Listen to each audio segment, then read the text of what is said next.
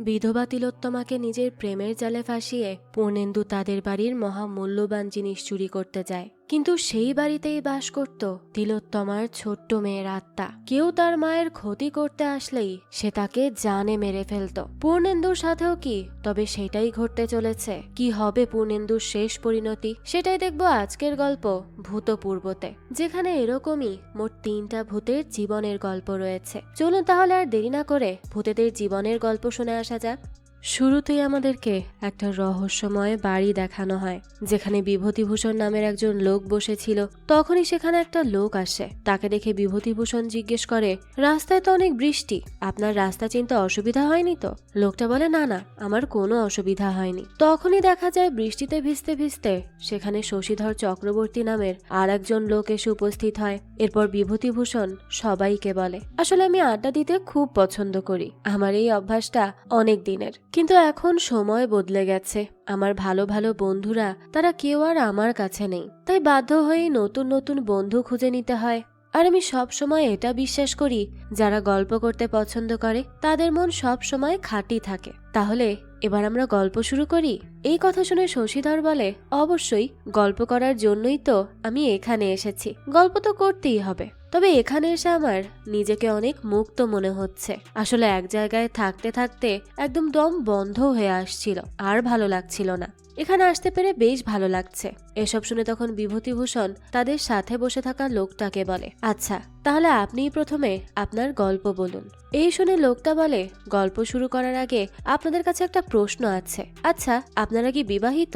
কারণ আমার গল্পে নারী চরিত্রে যে গভীর কথাগুলো বলবো সেটা আপনাদের মতো ব্যাচেলার্সরা বুঝতে পারবে না। এই কথা শুনে শশীধর বলে, মেয়েদের চেনার জন্য বিয়ে করার প্রয়োজন হয় না, আর আপনাকে দেখে মনে হচ্ছে আপনি মেয়েদের ব্যাপারে তেমন একটা বেশি জানেনও না, তাই খামোখা এসব বলে লাভ নেই। তখন বিভূতিভূষণ বলতে থাকে, আমরা এখানে একটা কারণে এসেছি, তাই আমার মনে হয় অযথা সময় নষ্ট না করে গল্প শুরু করাটাই বুদ্ধিমানের কাজ হবে। তো এরপরই শশীধর সামনে থাকা লোকটাকে তার নাম জিজ্ঞেস করে। সে জানায়, আমার নাম নীলকণ্ঠ।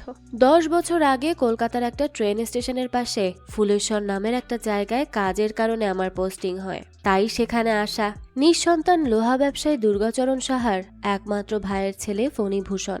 সে বিদেশ থেকে ফিরে একজন আদর্শ আর সুন্দরী মেয়েকে বিয়ে করেছিলেন, আর এরপর তিনি ধরেই নেয় যে তিনি অনেক বড় একটা কাজ করে ফেলেছেন। এরপর আমাদের ফণীভূষণকে দেখানো হয় যে তার ছোট মার কাছে আসে। তখন তার ছোট মা তাকে বলে, আমি ভেবেছিলাম আমার পরের জীবনটা কাশি গয়া করেই কাটিয়ে দিব, কিন্তু সেই সৌভাগ্যটা তো আমার নেই। ছোটবেলা থেকে আমি আর তোমার কাকা তোমাকে ছেলের মতো করে বড় করেছি। তোমার মায়ের ইচ্ছে অনুযায়ী তোমাকে বিদেশেও পাঠিয়েছি পড়ালেখা করার জন্য, কিন্তু এরপর তুমি দেশে ফিরে তোমার নিজের পছন্দ করা মেয়েকেই বিয়ে করেছো। তোমার পূর্বপুরুষদের ব্যবসা ছেড়ে দিয়ে তুমি অন্য ব্যবসা করছো। আমরা এই সব কিছু মেনে নিয়েছি, কিন্তু তোমার পিতৃপুরুষের এই বাড়িটা ছেড়ে যাওয়া তোমার একদমই উচিত হচ্ছে না। অর্থাৎ ফণীভূষণ এই বাড়ি ছেড়ে চলে যাওয়ার সিদ্ধান্ত নিয়েছে, তাই তার ছোট মা তাকে এই সব বলছে। এসব শুনে ফণীভূষণ বলে, আসলে ছোট মা, আমার নতুন ব্যবসা, তাই কাছে থেকে না দেখলে সবকিছু ঠিকঠাক সামলাতে পারবো না। তাছাড়া আমরা যেই বাড়িতে যাচ্ছি সেটা তো আমাদেরই বাড়ি। আমি বাড়িটাকে খুব সুন্দর করে মেরামত করে নিয়েছি। সামনের মাসে আপনি গিয়েও ঘুরে আসবেন, দেখবেন ভালো লাগবে। আসলে মনির শরীরটা ভালো হওয়ার পর থেকে ভাবছিলাম কোথাও একটা ঘুরতে যাব, কিন্তু কাজের চাপ আর নতুন ব্যবসার জন্য ঘুরতে যাওয়াটা হয়ে উঠছে না। তাই ভাবলাম এবার যাওয়ার সময় মনিকে নিয়ে যাই, ওইখানে নদীর খোলা হাওয়া আর বাতাস খেলে ওর মনেও একটু শান্তি লাগবে। অর্থাৎ সে তার স্ত্রীর কথা বলছে। তখন তার ছোট মা বলে, আমি শুধু তোমাকে একটা কথাই মনে করিয়ে দিতে চাই, তুমি এই সাহা পরিবারের একমাত্র বংশধর, তাই ব্যবসার সাথে সাথে এই বংশটাকেও তোমার এগিয়ে নিয়ে যেতে হবে, কারণ এটা তোমার দায়িত্ব। এই কথা শুনে ফণীভূষণ বলে, অবশ্যই, এটা আমি মনে রাখবো। আপনি দেখবেন সব কিছু ঠিক হয়ে যাবে, আপনি চিন্তা করবেন না। আমি একটা কাজ করি, বরং আমি ভগীরথকে বলে আপনার কাশি যাওয়ার ব্যবস্থা করে দিচ্ছি, তাহলে আপনার মনটাও শান্ত হবে। এই বলেই ফণীভূষণ সেখান থেকে চলে যায়। এরপরই সে সোজা গিয়ে তার গাড়িতে বসে। সেখানে তার স্ত্রী মণিও ছিল। ফণীভূষণ তখন তার স্ত্রীকে জিজ্ঞেস করে, আচ্ছা মণি, তুমি খুশি তো? কিন্তু মণি তো কোনো কথাই বলে না। তখন ফণীভূষণ আবার বলে, তুমি কি আমার কথা শুনতে পাচ্ছ না? তোমার ভালো লাগছে তো? আসলে বিয়ের পর থেকে আমাদের একসাথে কোথাও বাইরে যাওয়া হয়নি, এই প্রথম আমরা একসাথে বেরিয়েছি, তাই তোমাকে জিজ্ঞেস করলাম। এ কথা শুনে মণি বলে, হ্যাঁ আমার খুব ভালো লাগছে। মনির ভালো লাগছে শুনে ফণীভূষণও খুব খুশি হয়। এরপর তারা তাদের বাড়িতে চলে আসে। তখন বাড়ির দেখাশোনা করার লোক তাদের বাড়ি দেখাতে থাকে। বাড়ি দেখতে দেখতে ফণীভূষণকে বৃদ্ধ লোকটি বলতে থাকে, আমার অনেক বয়স হয়ে গেছে, এখন আর সংসারের দায়িত্ব নিতে ভালো লাগে না, তাই তোমরা এসে ভালোই করেছো। এখন তুমি আর তোমার স্ত্রী এই সংসারের দায়িত্ব নিলে আমার কাজ শেষ, আমি একটু হাফ ছেড়ে বাঁচি আর কি। তো এরপরই মণি জানালার পাশে দাঁড়িয়েছিল। তখনই ফণীভূষণ তার কাছে আসে। সে তার মায়ের ছবির সামনে গিয়ে বলে, মা যখন বিয়ের পর প্রথমবার এই বাড়িতে এসেছিল তখন বাবা তার জন্য লখনউয়ের একজন চিত্রকরকে দিয়ে এই ছবিটা আঁকিয়েছিল। সেই চিত্রকর নাকি মাকে একবার দেখে 2 মাসের মধ্যে এই ছবিটা এঁকে দিয়েছিল। এই ছবিটার অনেক ইতিহাস রয়েছে, এই বাড়িটারও অনেক ইতিহাস। বাবা আমার মাকে বিয়ের যৌতুক হিসেবে এই বাড়িটা দেয়। এসব শুনে তখন ফণীভূষণকে মণি জিজ্ঞেস করে, তাদের ঘরের সামনের এইটা কি নদী? ফণীভূষণ বলে, এটা শাখা নদী, আর এই নদীর পাশেই আমার অফিস। আমার অফিস থেকেও নদীটা খুব সুন্দরভাবে দেখা যায়। তোমায় নিয়ে যাব একদিন, সেখানে মন্দিরও আছে, তাই তোমার গেলে খুব ভালো লাগবে। দেখো, মণি বলে, এই জায়গাটা খুব শান্ত আর খুব সুন্দর।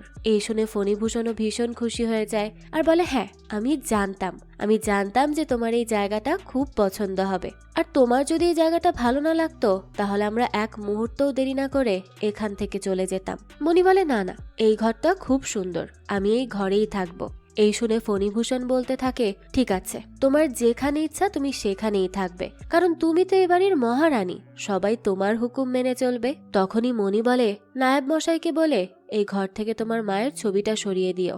এই কথা শুনে ফণীভূষণ এবার অবাক হয় আর মনির দিকে তাকিয়ে থাকে। এখান থেকে কাহিনী আবারও বর্তমানে চলে আসে, যেখানে বিভূতিভূষণ সহ বাকি দুজন কথা বলছিল। শশীধর নীলকণ্ঠকে বলে, মহিলা চরিত্র একদম হরিণের মতো, প্রথমেই পুরুষের চরিত্র পরীক্ষা করে দেখে নেয়, আর সেই পরীক্ষায় আপনি যেমন কর্ম করবেন তেমনই ফল পাবেন। কিন্তু আমার মতে ভালোবাসার ক্ষেত্রে শিষ্টাচার নয়, বর্বরতাই বেশি কার্যকরী। এ কথা শুনে নীলকণ্ঠ বলে, তার মানে আপনি কি বলতে চাইছেন, একজন নরম মনের মানুষ স্ত্রীর ভালোবাসার যোগ্য নয়? শশীধর বলে, দেখুন, নারীরা টকঝাল মিষ্টি সবকিছুই পছন্দ করে, তাই পুরুষেরা তাদের পোষা প্রাণী হতে পারে, তবে সিংহ নয়। এ কথা শুনে নীলকণ্ঠ বলে, এই সময় এসব কথা বলার কি খুব দরকার আছে?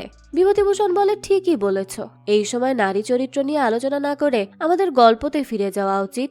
তখন নীলকণ্ঠ আবার বলতে থাকে, প্রত্যেক বিবাহিত দম্পতির মতো ফণীভূষণেরও ইচ্ছা ছিল সে তার স্ত্রীর সাথে একটু রোম্যান্টিক কথাবার্তা বলবে, একটু হাসি ঠাট্টা করবে, তাদের মধ্যে অনেক ভালোবাসাও থাকবে, কিন্তু সেই সৌভাগ্য ফণীভূষণের ছিল না। এরপরে আমাদের ফণীভূষণকে দেখানো হয় যে তার অফিসে ছিল। তখনই সেখানে মধুসূদন নামের একটা ছেলে আসে। ফণীভূষণ তাকে বলে, আমার কাজের বেশিরভাগ দায়িত্ব তোমাকেই নিতে হবে, কারণ অভয় মজুমদারকে এখন আর বিশ্বাস করা যাচ্ছে না। আজকাল বিশ্বস্ত লোক পাওয়া খুবই কঠিন হয়ে গেছে, এ কথা তো তুমি জানোই। তখন মধুসূদন বলে, আপনি ঠিক কথা বলেছেন, এখন আর কাউকেই বিশ্বাস করা যায় না। ফণীভূষণ বলে, আসলে এতদিন পর্যন্ত আমার অফিসের সবকিছু ম্যানেজার বাবু সামলে এসেছেন। তিনি আমার বাবার সময়ের লোক, তিনি খুব বিশ্বস্ত লোক, কিন্তু তখন তো একটা ব্যবসা ছিল, আর এখন দুটো ব্যবসা, তাই দুটো অফিস ওনার পক্ষে সামলানো অসম্ভব হয়ে পড়বে। তার উপর ওনার বয়স হচ্ছে, তাই আমার উচিত উনাকে একটু ছুটি দেওয়া। তখন মধুসূদন বলে, আপনি একদম নিশ্চিন্তে থাকুন, ম্যানেজার বাবু যদি আমার পাশে থাকে তাহলে আমি আপনাদের সব কাজ করে দিব। ফণীভূষণ তো এই কথা শুনেই খুশি হয়ে যায় আর বলে, তুমি খুব ভালো কথা বলেছ, এটা শুনলে মনিও খুব খুশি হবে। আর তুমি একদিন আমাদের বাড়িতে এসে আমাদের সাথে একটু খাওয়া দাওয়া করে যেও, কারণ শ্যালকের প্রতি জামাইবাবুর এতটুকু দায়িত্ব তো আছেই। এই কথা শুনে কেন যেন মধুসূদন একটু বিরক্তি বোধ করে, তার চেহারার ভাব একদম বদলে যায়। তখনই সেখানে ম্যানেজার বাবু চলে আসে। সে সেই ফণীভূষণকে বলে, ব্যবসা একটা ঝামেলা হয়ে গেছে, তাই আমাদের ব্যবসার দিকে আরো ভালো করে নজর দিতে হবে। তখনই সেখানে ফণীভূষণের একটা পার্সেল আসে, তাই সে ম্যানেজার বাবুকে বলে, আমাকে এখনই একটা কাজে বাড়ি যেতে হবে, তাই যা কাজ আছে তা মধুসূদনকে বলে দিন। ম্যানেজারকে দেখে তখন মনে হচ্ছিল সে মধুসূদনকে বেশি একটা বিশ্বাস করে না, তাই সে ফণীভূষণকে বলে, এটা একটা সিরিয়াস ম্যাটার, তাই আমার মনে হয় না মধুসূদন এটা সামলাতে পারবে। এই কথা শুনে ফণীভূষণ বলে, তাহলে আপনি আমার সাথে আসুন। এরপরই ম্যানেজার আর ফণীভূষণ বাইরে যায়। সে ম্যানেজারকে বলে, আপনি শুধুই দুশ্চিন্তা করছেন, একটা নতুন ব্যবসা সামলাতে হলে আমাদের মানুষকে ভরসা করতে হবে, আর তাছাড়া আপনি তো আমার থেকে ব্যবসা আরো ভালো বোঝেন। এ কথা শুনে ম্যানেজার ফণীভূষণকে কিছু কাগজপত্র দেয়। আর বলে এগুলো সাবধানে রাখবেন। আসলে আমি সবকিছু দেখে যা বুঝলাম, এই কাগজগুলোতে একটু সমস্যা আছে, তাই বুঝে শুনে কাজ না করলে বড় কোনো ক্ষতির সম্মুখীন হতে হবে আপনাকে। ফণিভূষণ বলে আচ্ছা ঠিক আছে, আমি খেয়াল রাখবো। এই বলেই সে বাড়ির দিকে রওনা হয়। এদিকে আমাদের বাড়ির দৃশ্য দেখানো হয়, যেখানে মণি বসে বসে গান গাইছিল। তার কণ্ঠ খুবই সুন্দর ছিল। ফণিভূষণ যখন বাড়িতে আসে তখন সে মণির গান শুনে মুগ্ধ হয়ে যায়, তাই সে সাথে সাথে মণিকে ডাকে। তখন মণি তাকে জিজ্ঞেস করে সেই সময় বাড়িতে কি করছে। ফণিভূষণ বলে কেন, আমি কি এই সময় বাড়িতে আসতে পারি না? আসলে আমার শ্যালক এখন কাজে এক্সপার্ট হয়ে যাচ্ছে। মণি তখন অবাক হয়ে বলে শ্যালক? শ্যালককে? ফণিভূষণ বলে আরে আমি মধুসূদনের কথা বলছি।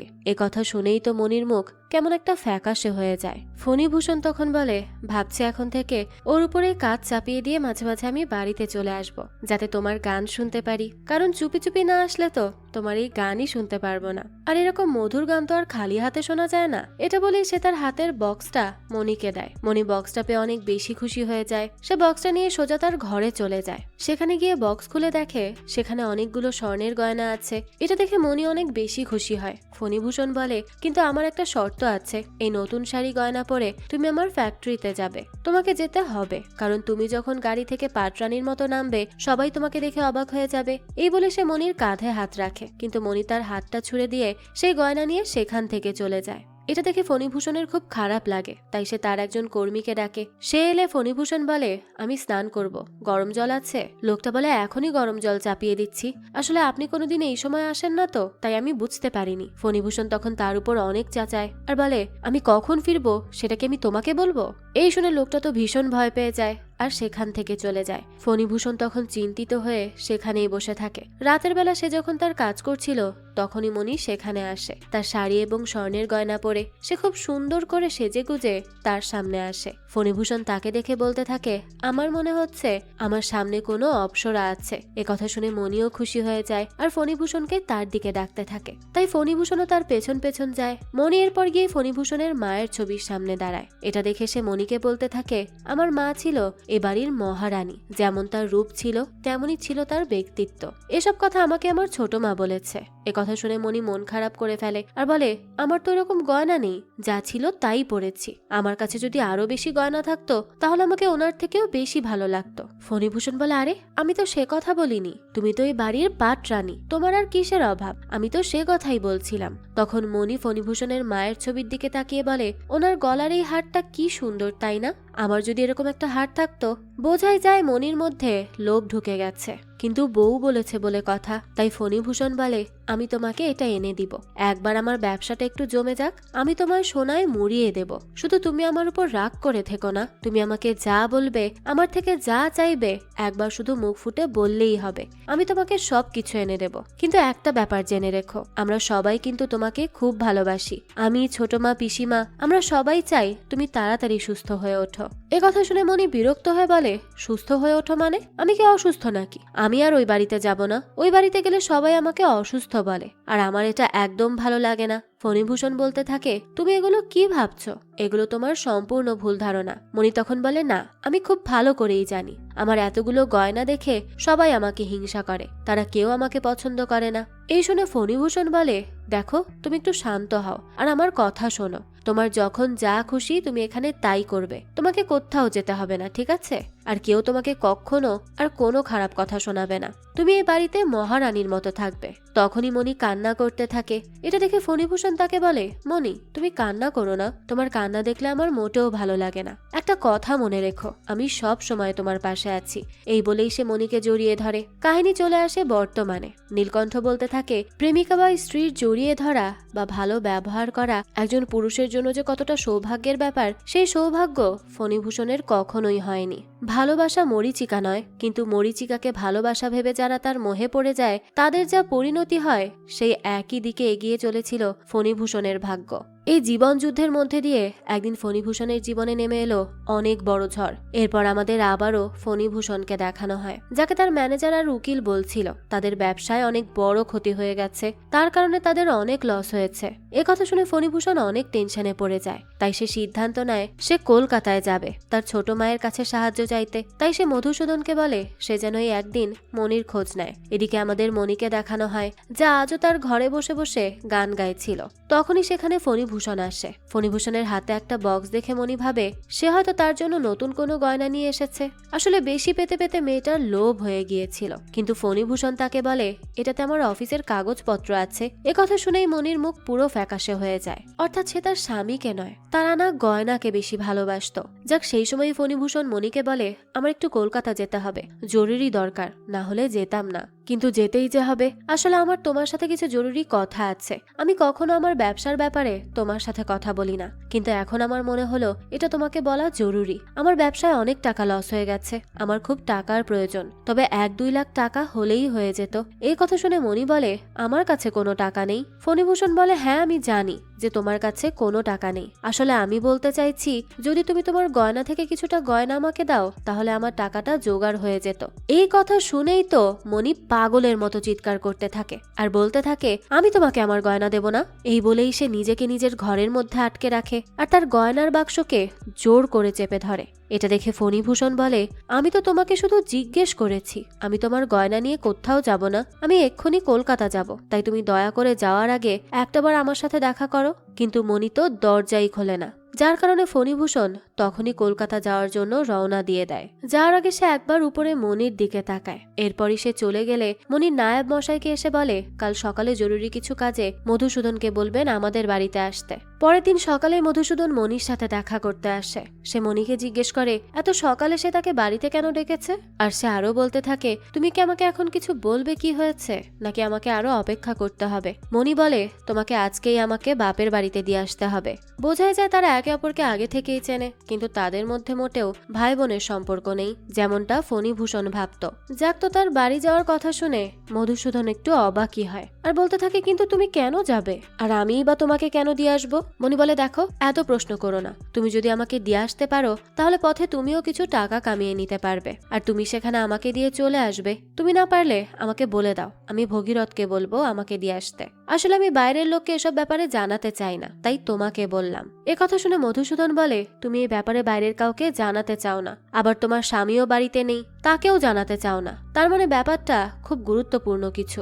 আচ্ছা, আমি আবার কোনো বিপদে পড়বো না তো? ঠিক করে বলো। মনি বলে এতে তোমার বিপদের কি আছে, তুমি যাবে আমাকে পৌঁছে দিয়ে আবারও চলে আসবে, এই তো ব্যাপার। মধুসূদন তখন বলে তুমি আমাকে বলো কি হয়েছে, কথা খুলে না বললে আমি কিন্তু তোমাকে সাহায্য করতে পারবো না, কারণ এরপর যদি আবার আমার চাকরি চলে যায় তাহলে তো আমার আবার ওই বস্তিতে গিয়ে থাকতে হবে। মনি তখন বলে উনি কলকাতায় গিয়েছেন, ব্যবসার কি যেন একটা ক্ষতি হয়েছে, অনেক টাকা লস হয়ে গেছে, তাই সেই টাকা জোগাড় করতেই কলকাতায় গিয়েছে, আমার কাছে এসেছিল আমার গয়নাগুলো চাইতে। কথা শুনে মধুসূদন বলে তাহলে তুমি ভাবছো তোমার স্বামী যদি লোকসানের টাকা জোগাড় না করতে পারে তাহলে তোমার গয়নাগুলো বিক্রি করে দিবে, তাই তো? মনি বলে হ্যাঁ। মধুসূদন তখন জিজ্ঞেস করে তাহলে তুমি কি তোমার সব গয়না নিয়ে আমার সাথে যাবে? মনি বলে হ্যাঁ, কিন্তু কেন জিজ্ঞেস করছো বলো তো? মধুসূদন বলতে থাকে কারণ রাস্তায় খারাপ লোকের অভাব নেই, কোনো অঘটন ঘটলে কি হবে, তাই আমাদের পুরো প্রস্তুতি নিয়ে যেতে হবে, বুঝলে? সেদিন রাতেই মনি তার সব গয়নাগুলো পরে নেয়। এদিকে মধুসূদন তার জন্য নৌকা নিয়ে বসেছিল। তখনই মনি সেখানে এলে মধুসূদন জিজ্ঞেস করে তার গয়না কোথায়। তখন মনি তার গায়ের চাদর সরিয়ে দেখায় যে তার গয়নাগুলো সে পরে নিয়েছে। এটা দেখেই তো মধুসূদন খুশি হয়ে যায়। এরপর মনি নৌকায় উঠলে মাঝি নৌকা চালাতে থাকে। এদিকে আমাদের ফণীভূষণকে দেখানো হয় যে তার ব্যবসার টাকা জোগাড় করে নিয়েছিল, তাই সে বাড়ি ফিরে আসে। কিন্তু বাড়ি ফিরেই দেখতে পায় ঘরের চাবি খাটের উপর পড়ে আছে। এদিকে মনির গয়নার বাক্সগুলোও খালি। এটা দেখে তার আর বুঝতে বাকি থাকে না মনি যে সব কয়টা গয়না নিয়ে চলে গেছে। তাই এরপর থেকে সে খুব মন মরা হয়ে বসে থাকতো। একদিন তার লোকেরা এসে তাকে জানায় মনি তার বাড়িতে যায়নি। এদিকে তার বাড়ির লোকেরাও মধুসূদন নামের কাউকে চেনে না, আর মনিকে এখন কোথাও খুঁজে পাওয়া যাচ্ছে না। এরপর থেকে ফণীভূষণ দিন রাত মদ খেয়ে পড়ে থাকতো। একদিন তার একটা পার্সেল আসে যেখানে হুবহু তার মায়ের মতো সেই গয়নাটা ছিল, কিন্তু ফণীভূষণ সেটা ফেলে রাখে। ব্যাকগ্রাউন্ডে নীলকণ্ঠ বলতে থাকে একজন পুরুষেরই স্ত্রী চলে গেলে তার মনের অবস্থা কি হতে পারে, তার জলজ্যান্ত উদাহরণ ছিল ফণীভূষণ। এরপর থেকেই সে সব জায়গায় মনিকে কল্পনা করতে থাকে। সে সব সময় ভাবতে থাকে মনি তার আশেপাশেই আছে। এভাবেই একদিন দেখা যায় মনি ফণীভূষণের কাছে আসে। তখন ফণীভূষণ তার পিছু করতে করতে সেই নদীর ধারে চলে যায়। সে মনিকে তার মার গলায় থাকা হাড়ের মতো দেখতে সেই হাড়টি দেয়, কিন্তু মনি সেটা না নিয়ে উল্টো দিকে ঘুরে চলে যেতে থাকে। তাই ফণিভূষণও তার পেছন পেছন যেতে থাকে। কিন্তু মণি হাঁটতে হাঁটতে পানির মাঝখানে যেতে থাকে। এটা দেখে ফণিভূষণ তার পেছন পেছন পানির মাঝখানে নেমে যায়।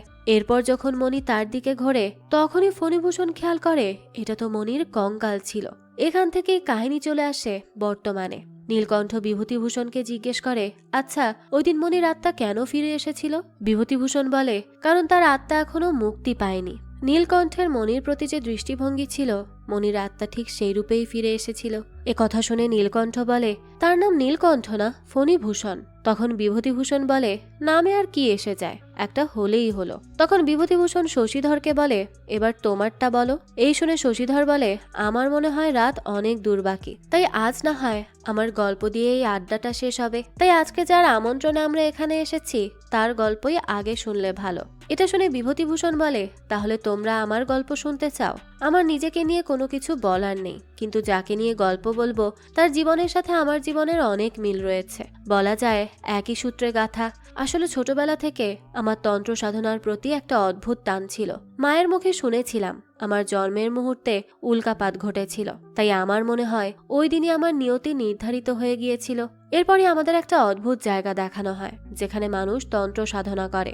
আর এর একটু পর আমাদের তারানাথকে দেখানো হয় যে তন্ত্র সাধনা করার জন্য নিজের বাড়ি ছেড়ে দেয়, কিন্তু তার কাছে কোনো গুরু ছিল না। তারপরেও সে হাল ছাড়েনি। সে একটা গ্রামে চলে যায়, যেখানে গিয়ে সে শুনতে পায় একটা শ্মশানে নাকি পাগলি নামের একজন এসেছে। কেউ বলে তার বয়স 500 বছর, আবার কেউ বলে সে ডাকিনি। তাই তারানাথ ঠিক করে তার সাথে দেখা করবে। সে তার কাছে গিয়ে তাকে ডাকতে থাকে। তখনই সেই তান্ত্রিক উঠে বলে, কে তুই, এখানে কেন এসেছিস? তারানাথ বলে, মা আমাকে তোমার শিষ্য করে নাও। এই শুনে তান্ত্রিক আবারও সেখানে শুয়ে পড়ে আর বলে, শান্তিতে একটু খেয়ে ঘুমাতে চেয়েছিলাম, কিন্তু তোমার জন্য সেটাও পারলাম না। তখনই তারানাথ তার ব্যাগ থেকে কিছু কলা আর চিড়ে বের করে আর তাকে দেয়। কিন্তু এই সব দেখেই সে তান্ত্রিক তারানাথের নাম জিজ্ঞেস করে। তারানাথ তার নাম জানায় আর বলে, এক সাধু বাবা আমাকে বলেছে আমার মধ্যে তান্ত্রিক হওয়ার বিশেষ ক্ষমতা আছে, তাই আমি সাধনা করতে চাই। তুমি আমাকে তোমার শিষ্য করে নাও, তুমি যা বলবে আমি তাই করব। কিন্তু সেই তান্ত্রিক তারানাথকে পিটিয়ে সেখান থেকে তাড়িয়ে দেয়। এরপর সে একটা জায়গায় আসে নিজের খাবার দাবারের ব্যবস্থা করতে। তখন সেখান দিয়ে একটা লোক যাচ্ছিল। লোকটা তারানাথকে জিজ্ঞেস করে, এখানে কি করছে সে? তখন তারানাথ বলে, আমি একটা কাজে এসেছিলাম, কিন্তু আপনি কি আমাকে একটা সাহায্য করতে পারবেন? আমার একটু আগুনের প্রয়োজন। আপনি যদি একটু আগুন জোগাড় করে দেন তাহলে আমি আমার রান্নাগুলো করে ফেলতাম। তখন লোকটা তারানাথকে আগুনের ব্যবস্থা করে দেয়। এটা দেখেই তারানাথ লোকটাকে বলে, আসলে আপনি যদি আমাকে আরেকটু সাহায্য করতে পারতেন তাহলে আমার খুবই উপকার হতো। আসলে আমার তামাক খাবার খুব বাজে অভ্যাস আছে, তাই আপনি যদি সেটা আমাকে জোগাড় করে দিতেন। এই কথা শুনে লোকটা প্রথমে একটু ইতস্তত বোধ করে, কারণ তারানাথ ছিল ব্রাহ্মণ আর লোকটা ছিল কুলো, মানে নিজ জাতির। কিন্তু তারানাথ বলে, আমি জাতপাত বলে কিছু মানি না, তাই তুমি যদি আমাকে তামাক বানিয়ে দাও তাহলে আমি সেটা খাবো, আমার কোনো সমস্যা নেই। এই শুনে এই লোকটা তখন তামাকের ব্যবস্থা করতে চলে যায়। এরপর রাতের বেলা তারানাথ আবারও সেই তান্ত্রিকের কাছে আসে, কিন্তু এবারও সেই তান্ত্রিক তাকে এক লাথি মেরে ফেলে দেয় আর এখান থেকে চলে যেতে বলে। সে কোনোভাবেই তাকে তন্ত্রবিদ্যা শিখাতে চাইছে না, তাই তারানাথ এরপর সেখান থেকে চলে যায়। পরবর্তীতে আমাদের দেখানো হয় তারানাথ একটা জায়গায় দাঁড়িয়ে আছে। তখনই হঠাৎ সেই তান্ত্রিক সেখানে চলে আসে আর বলে, এই তুই কি আমার উপর রাগ করেছিস? আসলে মায়েরা তো একটু শাসন করেই, এটাতে মন খারাপ করার কিছু নেই। শোন, কাল তুই আবার আমার সাথে দেখা করতে আসিস। এটা বলে সে আবারও গায়েব হয়ে যায়। তখনই তারানাথ হঠাৎ ঘুম থেকে জেগে ওঠে, অর্থাৎ এটা নিতান্তই তার স্বপ্ন ছিল। যাক, এরপর সে ইচ্ছে করেই একটা নিচু জাতিদের খাবারের দোকানে যায়, কারণ তার কাছে কোনো টাকা ছিল না আর তার অনেক বেশি খিদেও পেয়েছিল। সে খুব ভালো করেই জানতো যে তার মতো ব্রাহ্মণ যদি কোনো নিচু জাতির দোকানে যায় তাহলে তারা তাকে কোনো টাকা ছাড়া খেতে দেবে। তাই সে এই ব্যাপারটাকেই কাজে লাগায়। সে ওই দোকানে টাকা ছাড়াই খেয়ে নেয়। এরপর সে আবারও সেই তান্ত্রিকের কাছে আসে। সে তো কোনোভাবেই হাল ছাড়তে চায় না। এবার সেই তান্ত্রিক রেগে মেগে বলে, তুই কি আমার সাথে মজা করছিস? কেন বারবার এখানে চলে আসিস? তখন তারানাথ বলে, আমি তোমায় নিয়ে মজা করছি না, তুমি আমার দুর্বলতার সুযোগ নিচ্ছ। তুমি বারবার আমার স্বপ্নে এসে আমাকে ডাকো, কিন্তু এরপর আমি এলে তুমি আমার থেকে মুখ ফিরিয়ে নাও। এ কথা শুনে তান্ত্রিক বলে, কিন্তু তুই যে কাজের জন্য এসেছিস সেটা তোর দ্বারা হবে না, কারণ সংসারের মায়া এমন একটা মায়া যেটা ত্যাগ করা তোর পক্ষে সম্ভব না। তখনই সেই তান্ত্রিক দেখে তারানাথের হাতে চোট লেগেছে, তাই সে সেই চোট সারিয়ে দিতে দিতে বলে, কেন ছেলে মানুষই করিস? আমি তোকে অনেক বকাঝকা করেছি, কিন্তু সেটা নিয়ে ভাবিস না। তুই এখন আমাকে বল তুই কি খাবি? তারানাথ প্রথমবার মানা করে, কিন্তু এরপর যখন তান্ত্রিক তাকে বারবার জিজ্ঞেস করতে থাকে তখন তারানাথ অনেকগুলো খাবারের নাম বলে। এটা শুনে তান্ত্রিক একটু সামনে গিয়ে কিছু কয়লা আর মাটি আনে আর বলে, এই নে তোর খাবার। যতগুলো খাবারের নাম বলেছিস সবগুলো এখানে আছে। তারানাথের তো তখন কিচ্ছু করার থাকে না, তাই সে প্রথমে একটু মুখে দেয়, কিন্তু এরপর সে মুখ থেকে সেই খাবারগুলো ফেলে দেয়, কারণ এসব তো খাওয়া সম্ভব নয়। তখন তান্ত্রিক বলে, তুই এখান থেকে চলে যা, কারণ তোর দ্বারা কোনো সাধনা হবে না। এই কথা শুনে তারানাথ একটু রেগেই যায়, আর সে তান্ত্রিককে বলে, আমি খুব বোকা, ওই সাধু আমাকে যা বলেছে আমি সেটাই বিশ্বাস করে নিয়েছি, কিন্তু একটা কথা মনে রেখো, আমি এমনি এমনি ঘর ছাড়িনি। এই বলেই সে সেখান থেকে চলে যায়। এরপর রাতের বেলা সে আবারও সেখান থেকে তান্ত্রিকের কাছে চলে আসে। তখন তান্ত্রিক তাকে টানতে টানতে একটা জঙ্গলের মাঝখানে নিয়ে যায়। সেখানে গিয়ে সে তারানাথকে বলে, তুই যদি সাধনা করতে চাস তাহলে আমাকে মেরে ফেল, আমার লাশ সাধনা করার জন্য খুব ভালো। তুই আমাকে মেরে সুন্দর করে আমাকে শুদ্ধ করবি, আর এরপর সাধনা। এ কথা শুনে তারানাথ বলে, আমি কি কোনো খুনি নাকি? আমি কেন তোমাকে খুন করব? এ কথা শুনে তান্ত্রিক বলে, তাহলে আমাকে ভোগ কর। তারানাথ বলে, আরে এসব কি কথা বলছো? আমি কখনোই এটা করতে পারবো না। কিন্তু তখনই তান্ত্রিক হঠাৎ করে কালীর রূপ নেয়। এটা দেখে তারানাথ ভয় পেয়ে সেখান থেকে দৌড়ে পালিয়ে আসতে থাকে, কিন্তু পথে আবারও তার সেই তান্ত্রিকের সাথে দেখা হয়। এখান থেকে কাহিনী চলে আসে বর্তমানে। নীলকণ্ঠ বিভূতিভূষণকে জিজ্ঞেস করে, তারপর সে কি আর কখনো সেই জায়গায় ফিরে গিয়েছে? বিভূতিভূষণ বলে, ওই তান্ত্রিকের শুদ্ধ মন্ত্র উচ্চারণ আবারও তারানাথের মন আকর্ষণ করে নিল। এরপর তারানাথ পরের দিনই আবার সেই তান্ত্রিকের কাছে যায়। সে তান্ত্রিককে বলে, তুমি আমার সাথে এমন আচরণ কেন করছো? দিনের বেলা তুমি আমাকে দেখা দিচ্ছ, আর রাতের বেলা তুমি আমার স্বপ্নে আসছো। আমি সাধনা করতে চাই, কিন্তু তুমি আমার দুর্বলতার সুযোগ নিয়ে বারবার আমাকে দোটানায় ফেলে দিচ্ছ কেন? এ কথা শুনে তান্ত্রিক বলে, আসলে তোর দ্বারা তন্ত্র সাধনা হবে না, এর জন্য একটা সাহসী মানুষ দরকার। এ কথা শুনেই তারানাথ বলে, তুমি আমাকে বলো কি করতে হবে, তুমি যা বলবে আমি তাই করব, শুধু মানুষ খুন করতে পারবো না। এ কথা শুনেই তান্ত্রিক হেসে দেয় আর বলে, আসলে রাগ হলে আমার মাথা ঠিক থাকে না। এরপরই সে তারানাথকে নদীর ঘাট থেকে একটা মেয়ের লাশ নিয়ে আসতে বলে, আর তাকে নদী থেকে শুদ্ধ হয়ে আসতে বলে। তারানাথ সেখানে এলে তান্ত্রিক বলে, এই মেয়েটির উপর বসে তোমাকে পুরো রাত তন্ত্র সাধনা করতে হবে। প্রথমে তো এসবে তারানাথের একটু ভয়ই করতে থাকে, কিন্তু এরপর সে তন্ত্র সাধনা শুরু করে দেয়। তখনই সেখানে সরস্বিনী আসে। সে সেই বলে, আমি সরস্বিনী মহাবিদ্যাদের মধ্যে শ্রেষ্ঠ, তোমার কি আমাকে পছন্দ হয় না? তারানাথ বলে, আমার পরম সৌভাগ্য আপনি এসেছেন। সরস্বিনী তখন বলে, তাহলে তুমি মহাডামরির সাধনা কেন করছো? তারানাথ বলে, কোন সাধনা কেমন হয় আমি জানি না, আমাকে ওই তান্ত্রিক যা বলেছে আমি তাই করছি, কিন্তু আপনি আমাকে বলে দিন আমি কিভাবে সাধনা করব। সরস্বিনী বলে, তোমাকে আর কিচ্ছু করতে হবে না, আমি যখন তোমাকে দেখা দিয়েছি তাহলে তোমার কাজ শেষ, তুমি সফল হয়েছ। আসলে তোমার মন্ত্র উচ্চারণে আমাদের সেই পথে সাড়া জেগেছে, যেই পথ দিয়ে আমরা পৃথিবীতে আসি, তাই তো আমি তোমাকে দেখার জন্য ছুটে চলে এসেছি। এই কথা শুনে তারানাথ এবার একটু ভয়ই পায়। সরস্বিনী তখন বলে, আরে তুমি এত ভয় পাচ্ছ কেন? আমি কি তোমাকে ভয় দেখিয়েছি, নাকি তোমার স্বপ্নে এসেছি, নাকি তোমাকে মেরেছি? এমন ভয় থাকলে তো এসব সাধনা করতে পারবি না। এই বলে সে অনেক ভয়ঙ্কর একটা রূপ নেয়। এটা দেখার সাথে সাথেই তো তারানাথ প্রচন্ড ভয় পেয়ে যায়, আর সে সেখান থেকে দৌড়ে পালিয়ে জঙ্গলের মাঝখানে চলে আসে আর মুখ থুবড়ে পড়ে যায়। তখনই সেখানে সেই তান্ত্রিক চলে আসে আর বলে, আমি বলেছিলাম তুই পারবি না, তুই ভয় পেয়ে গেছিস তাই না? তারানাথ বলে, তবুও আমি তার দেখা পেয়েছি, আমি সেই সরস্বিনীর দেখা পেয়েছি, এতেই আমি নিজেকে ধন্য মনে করি। এ কথা শুনে তান্ত্রিক হাসে আর বলে, তুই মনে করছিস তুই তাকে মুক্ত করেছিস? আসলে আমি তোকে এসব মাত্র দেখিয়েছি। এই বলেই সে হাসতে থাকে। তখনই আমাদের দেখানো হয় তারানাথ আর সেই তান্ত্রিক অনেকক্ষণ ধরে গাছের নিচে বসে আছে, অর্থাৎ সেই তান্ত্রিক এতক্ষণ ধরে তারানাথকে স্বপ্ন দেখাচ্ছিল।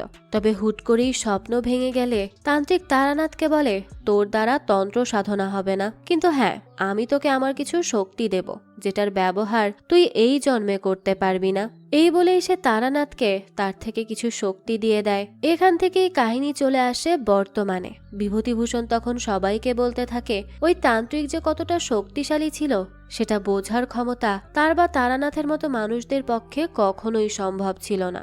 আসলে এই সবকিছুর মাঝে আমি একটা জিনিস খুব ভালোভাবে বুঝতে পেরেছি, তন্ত্র সাধনার জন্য একটা জীবন যথেষ্ট নয়। আমরা আসলে মানুষরা খুবই অহংকারী। সব ফুল মানুষের জন্য ফোটে না, তাই সেই ফুলের ঘ্রাণ নিতে মাঝে মাঝে বাইরের জগতের মানুষও রাতের বেলা নেমে আসে। আমরা মানুষেরা ভাবি এই জগতের সবকিছু তাকে ঘিরে আবর্তিত, কিন্তু আসলে এসব ভুল। যাক, এরপর শশীধর তার নিজের কাহিনী বলতে থাকে। সে বলতে থাকে ইন্দোচীনা যুদ্ধের পর কলকাতায় কিছু চোরা পাচারকারী দলের খুব আনাগোনা বেড়ে গিয়েছিল। প্রায়ই তারা এখানে আসতো। তার মধ্যে অন্যতম ছিল নটবর দত্ত। সবাই তাকে বড় বাবু বলে ডাকত। সে থাকতো চিতপুরে, যেখানে তার একটি আলকাতরার ব্যবসা ছিল। সেটাও বেশ ভালো চলতো। তাছাড়া তার দুজন খাস লোক ছিল, একজন রঘুবীর আর আরেকজন পূর্ণেন্দু। রঘুবীর ছিল একেবারে নিঃসন্তান, বড় বাবুর বাহুবলী, আর পূর্ণেন্দু ছিল তার তুরুপের তাস। একদিন বড়বাবু পূর্ণেন্দুকে তার সাথে দেখা করতে বলে। পূর্ণেন্দু সেখানে যায় আর দেখে রঘুবীর মারা গেছে। এটা দেখে সে অবাক হয়ে যায়। তখন বড়বাবু বলে, রঘুবীর যেই বাড়িতে গিয়েছিল সেই বাড়ির উপর আমার অনেক দিন ধরে নজর ছিল। আমি রঘুবীরকে এখানে একটা কাজে পাঠিয়েছিলাম, কিন্তু পরের দিনই সেই বাড়ি থেকে 200 মিটার দূরে রঘুবীরের লাশ পাওয়া যায়। এই বিষয়টা আমার কাছে খুব গোলমেলে লাগছে, কিন্তু আমি এসব নিয়ে না ভেবে তোকে একটা কাজ দেব। আসলে রঘুবীরকে যেই কাজটা দিয়েছিলাম সেই অসমাপ্ত কাজটাই তোকে পূরণ করতে হবে। আর একটা কথা, আমি তোকে এই কাজটা এমনি এমনি দিচ্ছি না, সেখানে তোর একটা শিকার আছে। পূর্ণেন্দু এই কথা শুনে বলে, কেন, কোনো মেয়ে আছে? বড়বাবু বলে, তানুক। তানুকের মানে জানিস তো? পূর্ণেন্দু হেসে বলে, সুন্দরী তরুণী, তাও আবার বিধবা, তাই তো? বড়বাবু বলে, তার নামের সাথে তার খুব মিল আছে, তার নাম তিলোত্তমা। এরপর বড়বাবু বলে, তোকে ওই বাড়িতে যেতে হবে, কারণ ওই বাড়িতে একটা কৃষ্ণ মূর্তি আছে, যেটা বর্তমানে তিলোত্তমার খাটের নিচের একটা সিন্ধুকে আছে। ওই কৃষ্ণ মূর্তির গলায় এমন একটা জিনিস আছে যেটার মূল্য বাজারে 60 লাখ টাকার বেশি। তোকে সেটাই নিয়ে আসতে হবে। তুই কি বেশ ধরে যাবি সেটা তুই নিজেই ঠিক করে রাখ। এরপর পূর্ণেন্দু একটা ভিখারির মতো বেশ ধরে আর তিলোত্তমাদের সেই মন্দিরে যায়। এখানে পূর্ণেন্দু তিলোত্তমাকে প্রথম দেখেই পছন্দ করে ফেলে। সে প্রায় সেই মন্দিরের সামনে বসে থাকতো। একদিন পণ্ডিত তাকে বলে, আমি তোমাকে প্রায় এখানে দেখি, আমি যখন মন্ত্র পড়ি তখন তুমি এখানে আসো, আর বাইরে সবাই বলল তুমি নাকি রাস্তায় থাকো, তোমার যদি কোনো প্রয়োজন হয় তুমি আমাকে জানাতে পারো। পূর্ণেন্দু বলে, আসলে আমার মন্ত্রপাঠ খুব ভালো লাগে, আমি শান্তির খোঁজে এখানে এসেছি, কিন্তু তবুও যদি আপনাদের এখানে অসুবিধা হয় তাহলে আমি চলে যাব। এই কথা শুনে পণ্ডিত বলে, তোমাকে যেতে হবে না, আমি তোমার জন্য কিছু প্রসাদের ব্যবস্থা করছি। একটু পর একটা চাকর এসে পূর্ণেন্দুকে বলে, তোমাকে আমাদের ম্যানেজার বাবু ডাকছে।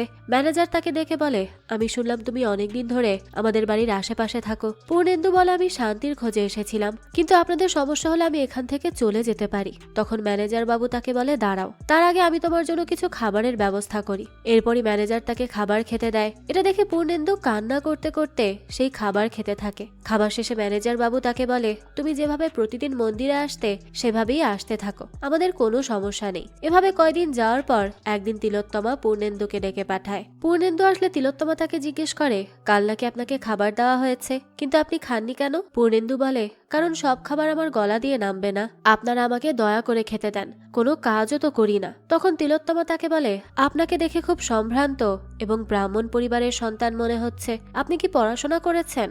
পূর্ণেন্দু বলে, আমি ইকোনমিক্স আর সংস্কৃতিতে MA পাশ করেছি। তিলোত্তমা এই কথা শুনে জিজ্ঞেস করে, তাহলে আপনি এখানে কিভাবে পৌঁছালেন? পূর্ণেন্দু বলতে থাকে, শখ করে তো আর কেউ পাগল হতে চায় না, আমাকে এখানে আমার নিয়তিই টেনে এনেছে। তখন তিলোত্তমা বলে, আপনি আমাদের কাহিনী বলুন, আমরা শুনবো। তখন পূর্ণেন্দু বলতে থাকে, আমি যখন ছোট ছিলাম তখনই আমার বাবা মারা যায়। এটা দেখে বাড়িওয়ালা আমার মা বোন সহ আমাকে বাড়ি থেকে বের করে দেয়। এরপর আমার একজন মহান মানুষের সাথে দেখা হয় যে আমাকে বাঁচিয়েছিল। আসলে এই সবকিছুই পূর্ণেন্দুর সত্যিকারের জীবন কাহিনী ছিল, কিন্তু যদি ভুল কিছু থাকে সেটা হলো পূর্ণেন্দু এখানে ছদ্মবেশ নিয়ে এসেছে। তো পূর্ণেন্দুর জীবন কাহিনী শুনে তিলোত্তমা তাকে বলে, আপনার জীবন কাহিনী শুনে সত্যিই খারাপ লাগছে, কিন্তু একটা কথা, আপনার অধিকার আছে আপনার জীবনটাকে নতুন করে শুরু করার। এই বলে তিলোত্তমা তাদের ম্যানেজারকে বলতে থাকে মন্দিরে যে পদটা খালি আছে সেটা পূর্ণেন্দুকে দিয়ে দিতে। ম্যানেজার তখন একটু সন্দেহজনকভাবে পূর্ণেন্দুকে দেখে, কিন্তু তিলোত্তমার কথায় সে মানা করতে পারে না। আর এরপর থেকে পূর্ণেন্দু ধীরে ধীরে তিলোত্তমাদের পরিবারের সাথে মিশে যেতে থাকে। সে মন্দিরের পাশাপাশি বাড়ির বিভিন্ন দায়িত্ব পালন করত। ম্যানেজারও ধীরে ধীরে তাকে বিশ্বাস করতে শুরু করে। একদিন তিলোত্তমা পূর্ণেন্দুকে জিজ্ঞেস করে, তার কোনো অসুবিধা হচ্ছে না তো এ বাড়িতে? পূর্ণেন্দু বলে, না তেমন কোনো অসুবিধা হচ্ছে না, আমি ভালোই আছি, কিন্তু যদি আপনাদের লাইব্রেরি থেকে কিছু বই নিয়ে এসে পড়তে পারতাম তাহলে আমার খুব ভালো লাগতো। কথা শুনে ম্যানেজার বলে, কিন্তু আমাদের লাইব্রেরির দোতলায়, আর দোতলায় কাউকে প্রবেশ করতে দেওয়া হয় না। তখন তিলোত্তমা বলে, সে লাইব্রেরিতে যেতে পারবে না, কিন্তু আমরা তো তাকে সেখান থেকে বই এনে দিতে পারবো। এরপর থেকে পূর্ণেন্দু তিলোত্তমাকে নিজের প্রেমে ফেলার সকল চেষ্টা চালিয়ে যায়, আর চেষ্টাগুলো কাজেও দেয়। তিলোত্তমা ধীরে ধীরে পূর্ণেন্দুকে পছন্দ করতে শুরু করে, তাই সে একদিন তাকে তাদের লাইব্রেরির দায়িত্ব দিয়ে দেয়। সাথে এটাও বলে সে যেন আজ থেকে তাকে দিদি ভাই না বলে, সে যেন তাকে উত্তরা বলে ডাকে। আসলে তিলোত্তমার ডাক নাম ছিল উত্তরা। এরপর থেকে পূর্ণেন্দু মাঝে মাঝেই তিলোত্তমাকে গান গল্প এসব শোনাতো। তিলোত্তমা পূর্ণেন্দুকে অনেক বেশি ভালোবেসে ফেলে। এরপর একদিন তিলোত্তমার ম্যানেজার তাকে জানায় জমির কিছু কাজের জন্য তাকে আজ রাতে শহরের বাইরে যেতে হবে, কিন্তু তার তিলোত্তমার জন্য খুব চিন্তা হচ্ছে। এ কথা শুনে তিলোত্তমা বলে, আপনি চিন্তা করছেন কেন? বাড়িতে চাকররা আছে, তাছাড়া পূর্ণেন্দু আছে। এ কথা শুনে ম্যানেজার একটু আমতা আমতা করতে থাকে, কারণ সে পূর্ণেন্দুকে কাজের বেলায় বিশ্বাস করলেও সে অনেক ভালো করেই বুঝে গিয়েছিল তিলোত্তমা পূর্ণেন্দুকে পছন্দ করে, আর পূর্ণেন্দুও হয়তো তিলোত্তমাকে পছন্দ করে। তারপরেও ব্যবসার কাজ যেহেতু, তাই তাকে বাড়ির বাইরে যেতেই হয়। রাতের বেলা পূর্ণেন্দু খুব তৈরি হয়ে তিলোত্তমাদের লাইব্রেরিতে যায়। সেখানে তখন তিলোত্তমা এলে পূর্ণেন্দু তাকে জানায় সে কালকেই বাড়ি ছেড়ে চলে যাবে। এ কথা শুনে তিলোত্তমা তাকে জিজ্ঞেস করে সে কেন বাড়ি ছেড়ে যাবে। পূর্ণেন্দু বলে, কারণ যে আমাকে থাকতে দিয়েছে, আমাকে খাবার খাইয়েছে, তার ব্যাপারে আমি খারাপ চিন্তা ভাবনা করেছি। এ কথা শুনে তিলোত্তমা জিজ্ঞেস করতে থাকে সে তার ব্যাপারে কি খারাপ চিন্তা করেছে, কিন্তু পূর্ণেন্দু তো বলতেই চাইছিল না। তবে তিলোত্তমার জোর করাতে সে বলে, আমি আমার জীবন সঙ্গিনী হিসেবে আপনার কথা ভেবে ফেলেছিলাম, তাই আমাকে ক্ষমা করে দিন, আমার এটা উচিত হয়নি। কিন্তু একথা শুনেই তিলোত্তমা খুশি হয়ে যায় আর বলে, তুমি আমাকে আজকে থেকে তিলোত্তমা বলবে। এই বলে সে পূর্ণেন্দুকে জড়িয়ে ধরে। পূর্ণেন্দুও তখন তাকে কোলে নিয়ে তার ঘরের দিকে যেতে থাকে, কিন্তু যখনই তারা ঘরে যায় তখনই একটা বাচ্চা ভূত সেখানে চলে আসে। তিলোত্তমা তাকে দেখে বলে, তুমি এখানে এসেছো কেন? তখন পূর্ণেন্দু জিজ্ঞেস করে, এই ছোট্ট বাচ্চাটিকে? তিলোত্তমা জানায় ও আমার মেয়ে। তখন পূর্ণেন্দু তার সাথে একটু কথা বলতে চায়, কিন্তু বাচ্চা মেয়েটি পূর্ণেন্দুকে এক ধাক্কা দিয়ে ফেলে দেয়,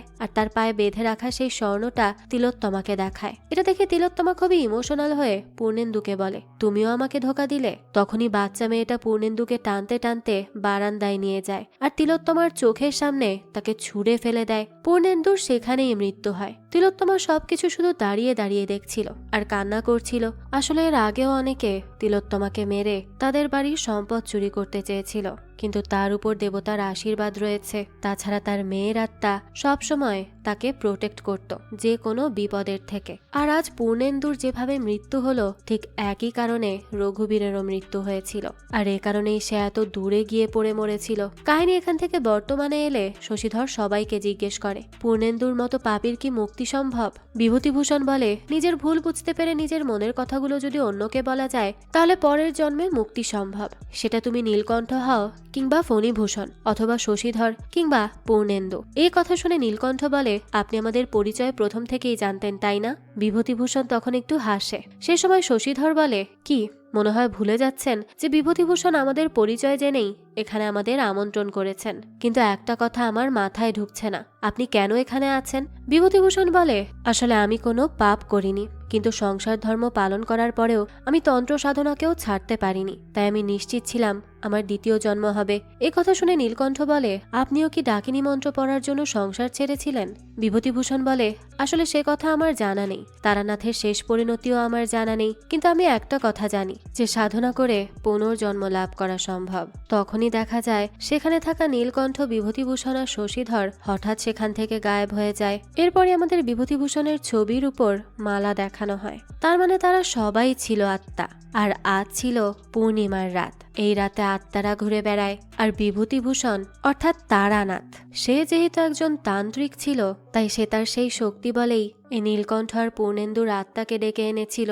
আর এরপরই এই তিনজনের আত্মা একে অপরকে নিজেদের জীবনের গল্প বলে শোনায়। পূর্ণেন্দু আর নীলকণ্ঠ তো নিজেদের জীবনের পাপের কারণে এখনো মুক্তি পায়নি, তাই তারা পৃথিবীতে ঘুরে বেড়াচ্ছে। অন্যদিকে তারানাথ, সে তেমন কোনো পাপ না করলেও ওই যে সে তো তন্ত্রবিদ্যা শিখেছিল, কিন্তু নিজের সংসার সামলাতে গিয়ে সে কোনোটাই ঠিক মতো করতে পারেনি। আর পুনর্জন্মের আশায় তারও এখনো মুক্তি হচ্ছে না। তাই তো এই পূর্ণিমার রাতে এই তিন আত্মা একত্রিত হয়ে নিজেদের জীবনের গল্প বলে কিছুটা হালকা হয়ে নিল। ভূতেদেরও তো কিছু শখ আহ্লাদ থাকে নাকি?